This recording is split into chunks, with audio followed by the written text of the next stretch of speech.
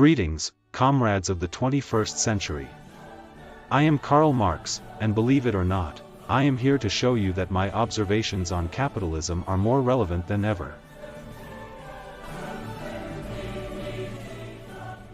Did you know that the richest 1% of the world owns more wealth than the rest of humanity combined? But let's not get ahead of ourselves. Let's explore 5 of my reflections that will make you see the world in a completely different way. Welcome to Marx Quotes. Let's start with this philosophical bombshell. Religion is the sigh of the oppressed creature, the heart of a heartless world, and the soul of soulless conditions. It is the opium of the people. Sound familiar? Today, people have their own opium: social media, reality shows, unbridled consumerism. Isn't it funny how the forms change, but the principle remains the same?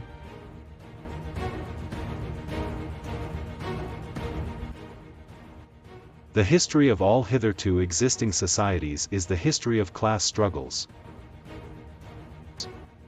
In 1848, it was the aristocracy against the bourgeoisie against the proletariat. And today? Well, tell me if this sounds familiar. While Jeff Bezos builds private rockets, his delivery drivers urinate in bottles to meet quotas. While Mark Zuckerberg builds his metaverse, his moderators suffer trauma from viewing disturbing content for minimum wages. The struggle remains the same, only now the aristocrats wear casual clothes and claim they are changing the world. If you like this video, don't forget to give it a like and subscribe for more content like this.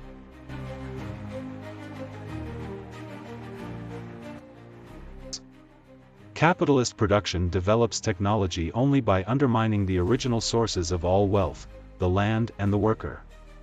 Technology is fascinating, don't you think? In my time, I couldn't even dream of something like this. The human capacity for innovation, creation, and problem-solving is extraordinary. But here's the contradiction. We have the technology to communicate instantly, to produce clean energy, to feed the world. Yet the capitalist system traps us in a destructive cycle. The land is depleted because it is more profitable to pollute than to protect it. Workers are exploited because it is cheaper than guaranteeing decent conditions. And technology, instead of freeing us, becomes another chain. Technology itself is not the problem, it is how and for what purpose we use it. We could have innovation without destruction, progress without exploitation. But that would require a different system, wouldn't it? Workers of the world, unite. You know, it's ironic. In 1848, when I wrote this, workers could barely communicate between cities.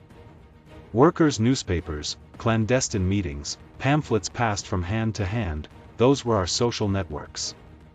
Today, you have tools that even in my most revolutionary dreams I could not have imagined. You can connect with workers from all over the planet in seconds. And yet, class consciousness is more fragmented than ever. In my time, a factory worker knew exactly who their exploiter was. They saw them every day. They knew who their fellow workers were, they labored side by side. But today? How many precarious workers see themselves as temporarily unsuccessful entrepreneurs?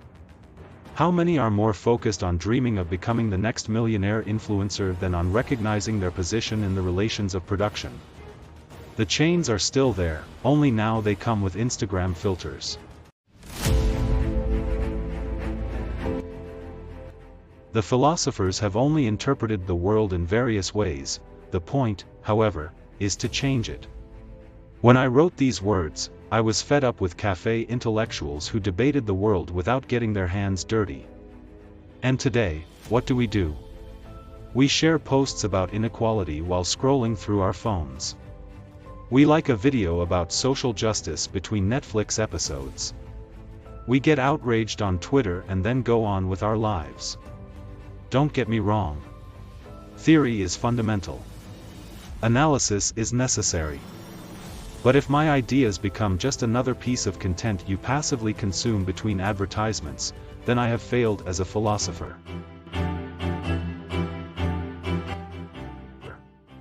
Comrades of the 21st century, I wonder what my critics would think if they knew that, 150 years later, we are still having this conversation. Not because I was a prophet, but because you are still living through the same contradictions. I am Karl Marx, and I'll see you in the next one. Or better yet, I'll see you in the streets.